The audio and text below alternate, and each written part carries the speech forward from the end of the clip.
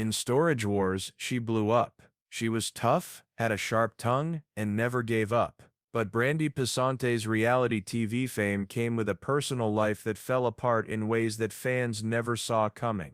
A scary cyber attack, a court case with a revenge porn boss, and a breakup that got bad. No one really understood how bad things were for Brandi. Then there were panic attacks, trips to therapy, and the wait. She had to raise 2 kids by herself while still being famous. Her voice changed, she had less energy, and then she was gone for a while. What happened after the cameras stopped rolling? How did she get back? Keep listening to find out. She was born in Harris County, Texas, in 1980. A lot of people know her from Storage Wars. Not everything about her life was perfect. Being around brothers all the time as a child means a lot of teasing, roughhousing, and cuts and bruises, to the point. She even joked that the black eye in a picture of her as a child was just part of her early training when she showed it to someone. Brandi has said that her childhood was rough and that she often felt like the odd one out in her own family. She even thought about whether she had been adopted sometimes. One thing was clear though, she felt like she was meant for more and she wasn't going to settle for less. Jared Schultz has been her partner for a long time. They met in 1999 while working at the same carpet cleaning company. Schultz often made fun of Brandi by saying that she wasn't after him, but Brandi quickly shot him down. Their relationship didn't start right away. Brandi even said it took her a while to get along with him, but Jared didn't give up.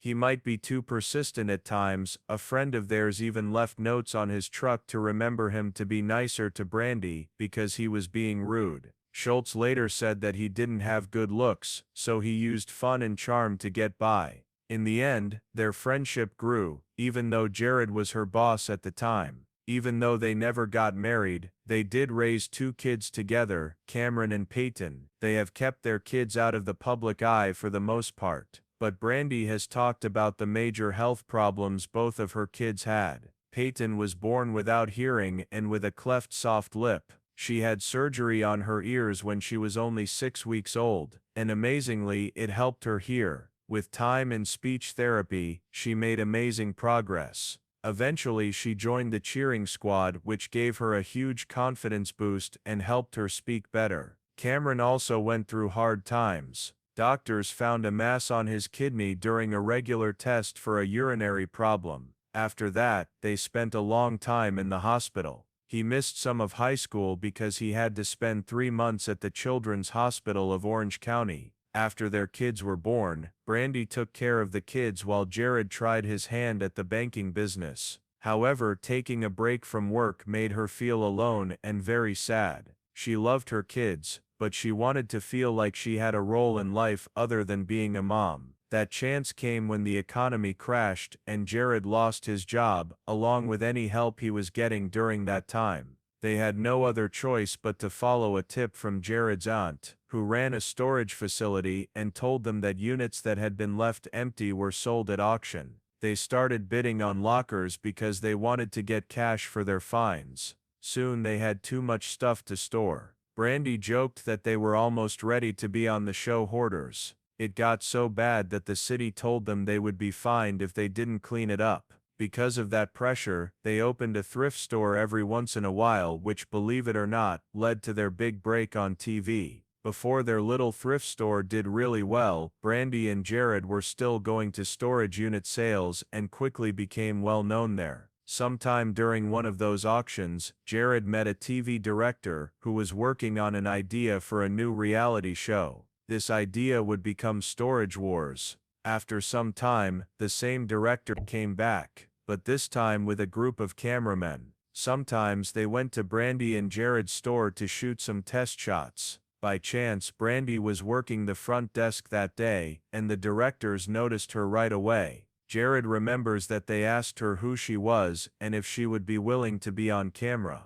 It turned out that meeting for no reason was the start of something much bigger than either of them had imagined. The video that was shot at their store was used in the first episode of Storage Wars. No one could have known at the time that the show would be so popular. Brandi remembered later that they were only asked to be on camera for a short time. They didn't know what would happen. But when the show first aired in 2010, 2 million people watched. By 2012, that number had doubled. What started out as a small chance to get their used store noticed turned into a reality TV show that made both Brandi and Jared famous. Still, the fame made people feel different things. Brandi said that being in the spotlight all of a sudden was both a gift and a curse, and Jared said that they never really meant to be TV stars. Behind the scenes, they were under a lot of stress because they had to run their store, and raise their kids all at the same time. Brandi told him that being together 24 hours a day, 7 days a week, at work, at home, and on set was hard on their relationship.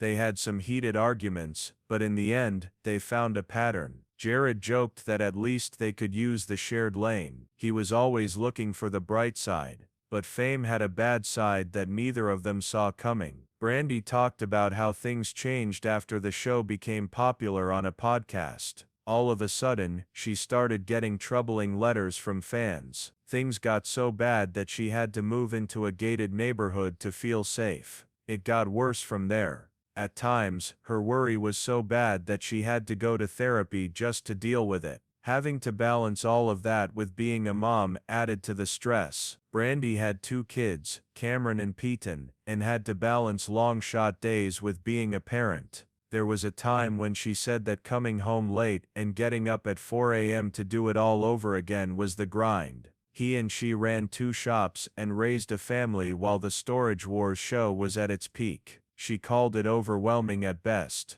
Even Jared agreed that Brandi was doing most of the parenting and running the business at the same time. The world of storage auctions is mostly guys, so Brandi had to be tough as one of the few women who worked there. Having roughhousing boys as a kid helped. She quickly learned that anyone could use any sign of weakness against her. She got tough and stood her ground. She showed over time that she wasn't just a member of the group. She was strong on her own. No matter how strong she seemed, the digital storm that was about to hit her was too much for her to handle. According to The Hollywood Reporter, Brandi Passante sued Hunter Moore in October 2012. Hunter Moore is the famous founder of the revenge porn site isanuanup.com. Moore put up an adult movie and lied that it had Passante in it. Moore was blurring the lines between what was real and what was fake years before most people had even heard the term deep fake. He did this by using fake content to trick people who didn't know what was going on. Passante allegedly found the video after getting a lot of scary messages on Twitter, now called X, from people talking about it.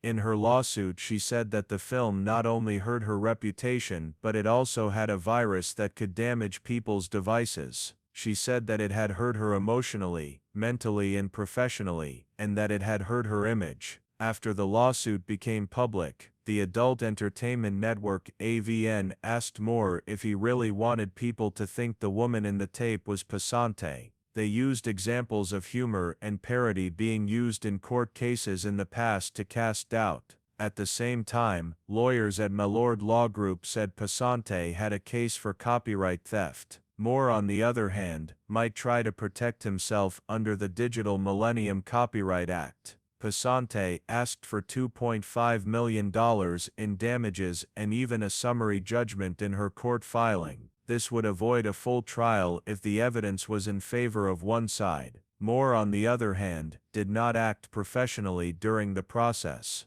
The New Yorker says that when he was given the lawsuit, he reportedly sent Passante's lawyer a picture of male genitalia as a response. The judge did the right thing in the end, but it was a sad victory. Moore was told to pay only $750 instead of the multi-million-dollar award she was hoping for. Judge James Selner decided that there wasn't enough proof to support the full amount. The court did, however, issue an injunction that Moore could not use to share the pictures and movies again. There were also reports that Moore would probably have to pay Passante's legal bills. Passante's career was going in a different way at the same time. She and Jared Schultz got their own AAND spin-off. Brandi and Jared, married to the job, in 2014. They were riding high on their success from Storage Wars. Scenes of them raising a child, running a business, and planning a wedding after 15 years of being together were shown on the show behind the scenes.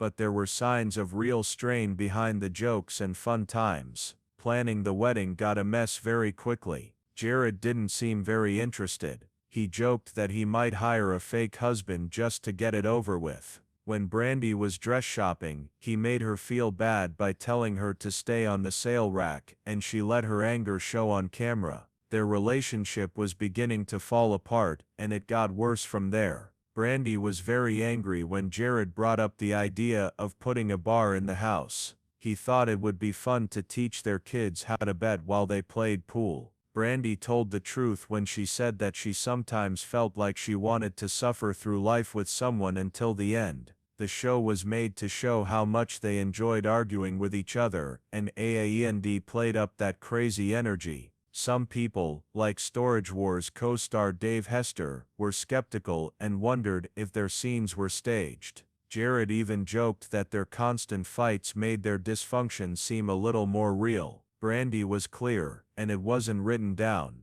In fact, she thought that writing would have made things worse because neither she nor Jared knew how to act. People didn't like Brandi and Jared, married to the job, even though it showed what goes on behind the scenes and had a lighthearted sitcom-style vibe. After just one season, it was quietly off the air. The couple went back to the place where it all began. Storage Wars was their most popular show. Then they showed up on the Mystery Men show in 2017. Jared didn't think twice when the hosts asked what the craziest thing they'd ever found in a storage unit was. A few days before, they opened 5 old wooden boxes that they had bought at an auction.